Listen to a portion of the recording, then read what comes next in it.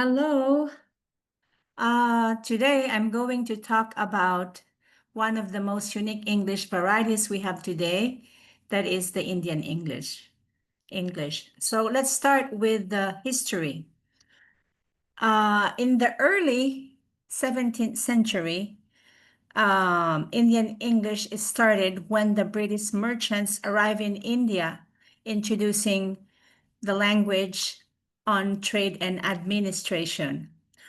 And in 1835, Lord Macaulay's Minute on Indian Education promoted English as the medium of instruction, aiming to create a class of Indians, English in taste, in opinions, in morals, and intellect.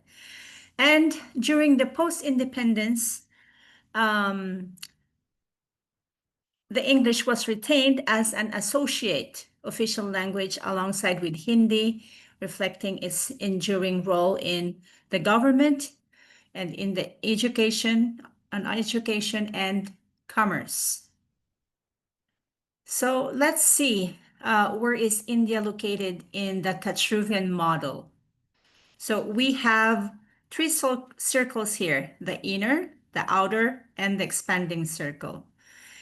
In the inner circle, we can find countries whose native language is English, and they are considered as norm providing variety, meaning these countries set the linguistic model or standards of for English.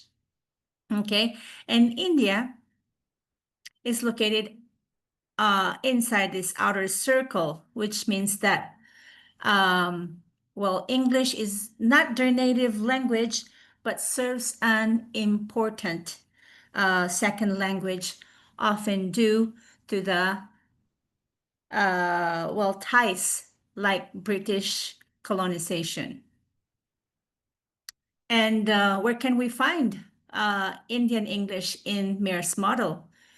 It is, well, it is classified as a central variety among standard Englishes, and positioning reflects its significant regional influence in South Asia and its role as an institutionalized second language in a post-colonial context. So let's review the syntactic features of Indian English. Indian English exhibits several syntactic features that distinguish it from standard British or American English, often influenced by the grammatical structures of Indian languages such as Hindi, Tamil, Bengali, and others. So we have this following syntactic features. The verb complementation. So transitive verbs can be used intransitively. In this example, we will see, we would appreciate if you could. They omit. They omit redundant elements. So it should be in American English, for example, it would say, we would appreciate it if you could, Okay, so they omit the pronoun it. And for reflexive pronouns, they use it to emphasize. So in this case, the reflexive pronoun is himself. And in the sentence, it says, I would like Dr. X to associate himself with this project. So in American English and other Englishes, there's no need to add this reflexive pronoun himself.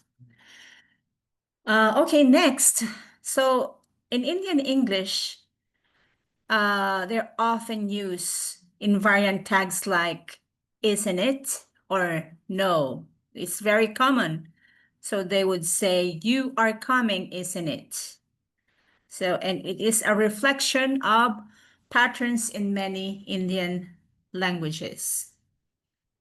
Also, we have the article usage. They frequently omit it or use it differently. For example, I am going to market. They would say, I'm going to market instead of saying, I am going to the market. And stative verbs are often used in progressive form.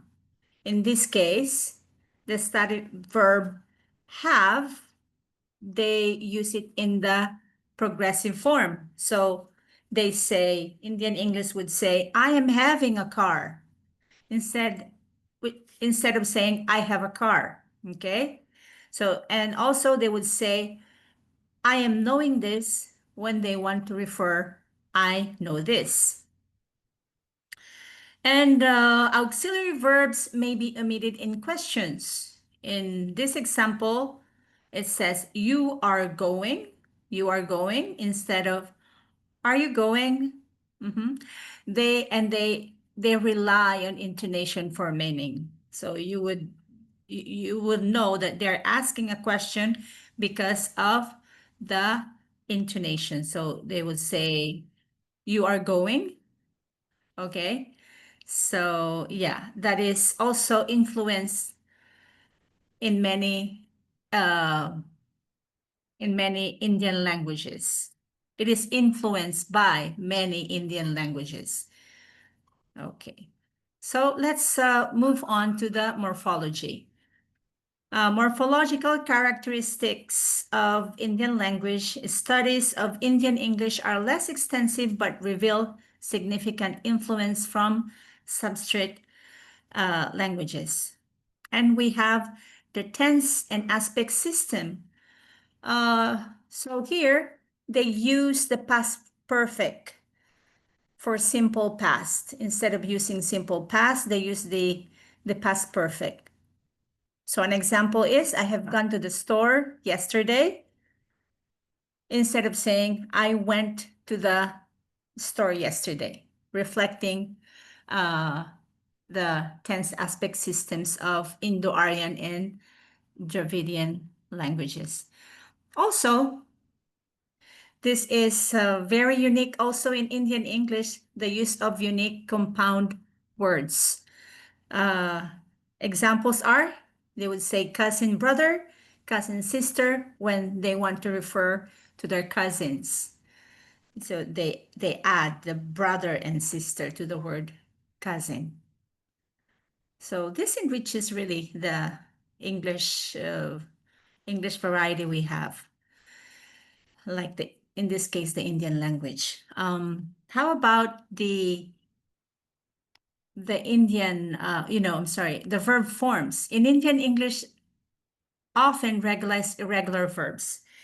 Like, for example, they would say, I did went.